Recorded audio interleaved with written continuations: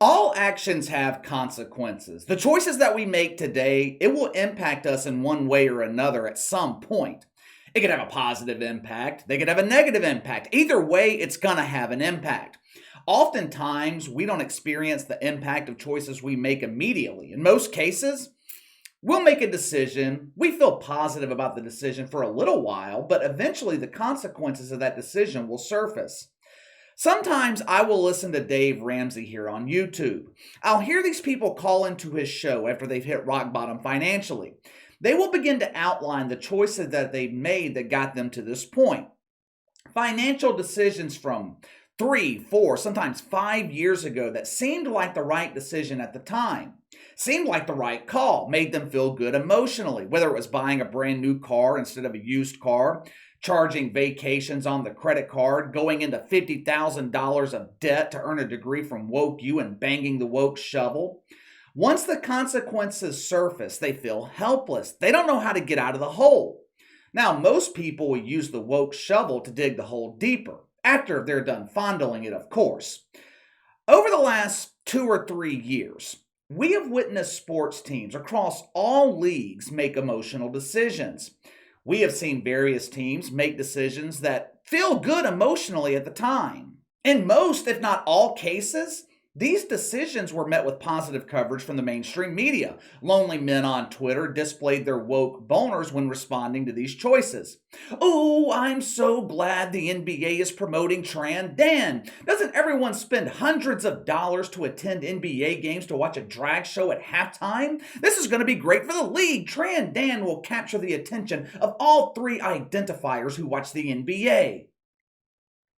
2 years ago, amidst what the mainstream media called severe protest and backlash, the Cleveland Indians decided to become the Cleveland Guardians. Now, this was clearly a reactionary decision. This was during a time when the country was supposedly racially sensitive. You couldn't turn on your television without seeing shitfucks telling the world that Black Lives Matter, as if we didn't already know that Black Lives Matter.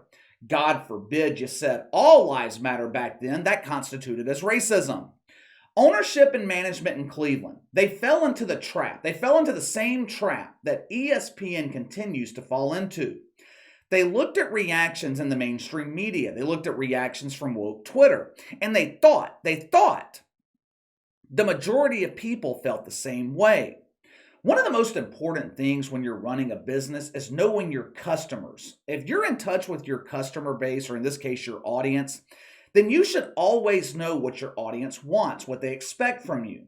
Take me, for example. I know what you guys expect from me. I know what kind of stories are going to interest you. If I came on here today and completely changed my beliefs, my opinions, my mindset, I started agreeing with people like Don Lemon or Chris Cuomo, this channel would be dead in weeks. Fans of sports teams, they form an emotional attachment with the team. For over 100 years, fans in Cleveland formed an emotional attachment to the Indians.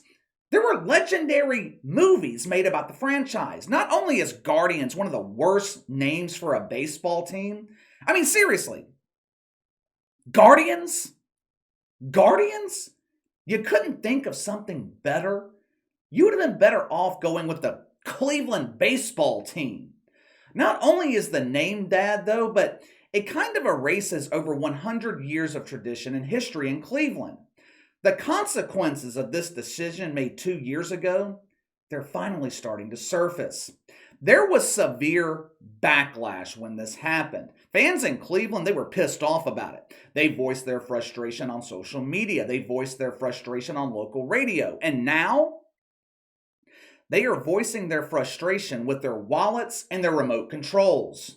Back in 2019, the Cleveland Indians were the second most watched team in Major League Baseball. By 2020, local television ratings had increased by 8%, making the Indians the most watched team in baseball. Now, according to Forbes, local TV ratings are flat across the league this season. Now, with that being the case, Cleveland should be the most watched team in baseball still, right?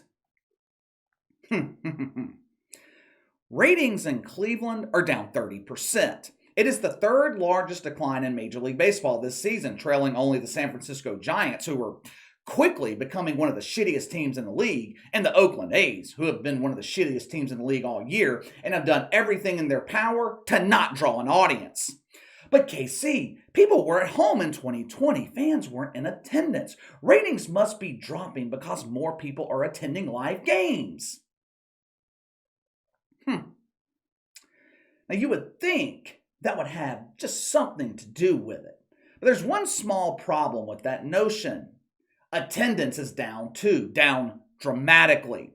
2019, the Indians averaged 22,000 a game. Now that's not a great number, only around 60% capacity, but it is a hell of a lot better than the new and improved Guardians, who are drawing 15,000 a game. Now if that number remains, it would represent the lowest attendance figure in Cleveland in almost 30 years. This team has lost over 10,000 fans in 5 years. Why? How could a franchise steeped in tradition and history lose nearly a third of their fan base in the span of 5 years? Well, Casey, it must be the product on the field. The team must be shitty. No one wants to pay to watch shitty baseball. That's fair. That may be true. Attendance has been declining across Major League Baseball for over a decade. But the on-field product is not the problem in Cleveland. They're second place in their division right now. They trail the Twins by a game. The Guardians, like all other baseball teams, they flaunted their gay pride during woke Christmas, but I don't think that has anything to do with it either. It has got to be the name change. What else can it be? More importantly, I think it's the sentiment behind the name change, the reason behind it. The fact that ownership, without consulting with their fan base, went out on their own and erased over 100 years of history and tradition, all to appease an imaginary group of people who pretended to be offended by the name Indians. It wasn't Native Americans who were offended by the name. According to a 2016 poll from the Washington Post, 90% of Native Americans aren't offended by team names. 90% In 2019, the Washington Post, they asked Native Americans to choose one word to describe how they felt about team names like the Indians, the Redskins, the Braves, the Chiefs, whatever the fuck. You know what word they chose? Proud. It made them feel proud. So I ask again, which group of people were offended by this? Who were the fucking Guardians trying to appease when they changed their name? We all know the answer. They were trying to appease the offendables. But as you guys know, there is no such thing as pleasing these people. How many losers on woke Twitter became less miserable when the Indians changed their name to the Guardians? Last year, a local news affiliate in Cleveland polled fans asking their opinion on the name change. They asked the fans what they thought the team name should be. Spiders came in first with 28% of the vote. Now, I think that name is god-awful, but hey, not my team. Rockers came in second. Guardians came in third with just 15% of the vote. The only name Guardians beat was Cleveland baseball team, which in my opinion, that's a hell of a lot better than the fucking Guardians. Back in April, the New York Times interviewed Bill Bolden. Now, Bill Bolden has been a fan of the Indians for over 50 years. Opening night, he conducted his own personal research. What he did, he counted the number of Indians jerseys that fans were wearing and compared that to Guardians jerseys. The ratio was 38-1. The message to me is clear. People don't want this bullshit. They're tired of this bullshit. Never in my lifetime have I seen so many major companies, so many smart, powerful men bend their knee to a group of useless shit fucks, all in the name of promoting an agenda that will enrich and empower a group of elites while the rest of us are fucking miserable. Yesterday, legendary announcer Vin Scully passed away. Most consider him to be the greatest baseball announcer of all time. Now, Vince Scully, he was before my time, at least in terms of national broadcasting, but he called games for the Dodgers on local television in Los Angeles until he retired after the 2016 season. During his final year, Vince Scully made some interesting remarks about socialism during a game. And all the credit goes to Clay Travis for digging this up yesterday. And just in case you don't know, When I talk about the agenda these shitfucks are pushing, I'm talking about socialism. That's what Black Lives Matter, the Biden administration, useless twats like AOC, that is what they're pushing us towards. Listen to what Vin Scully said about socialism in 2016. Socialism failing to work as it always does, this time in Venezuela. You talk about giving everybody something free and all of a sudden there's no food to eat. And who do you think is the richest person in Venezuela?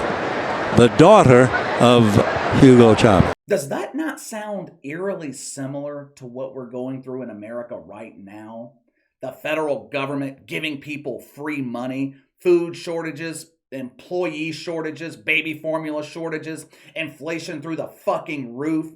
They continue passing these trillion-dollar relief packages. Where the hell's the money going? I haven't seen it. Have you? They can't push socialism on merit because they know the vast majority of Americans would reject it. So what they do, they got to disguise it. Whether that disguise be mythical racism, the LGBT movement, feminism, pick your marginalized group. It doesn't matter. The end result's always the same. They push these mythical problems to take away your right to speak freely. They push gun control to take away your right to protect yourself. Then they have complete control of the population, complete control of the money, complete control of the power to keep it all for themselves. But anyway, let me know what you think. Indians change their name to Guardians and see a massive decline in attendance and local television ratings. Give me your thoughts. Is the name change the reason why? Sound off in the comments below. Make sure to like and subscribe. Click the notification bell to receive all notifications from the channel. Best way to contact me is by email at btlkc84@gmail.com, KC_BTL84 on Twitter. I'll see you guys later.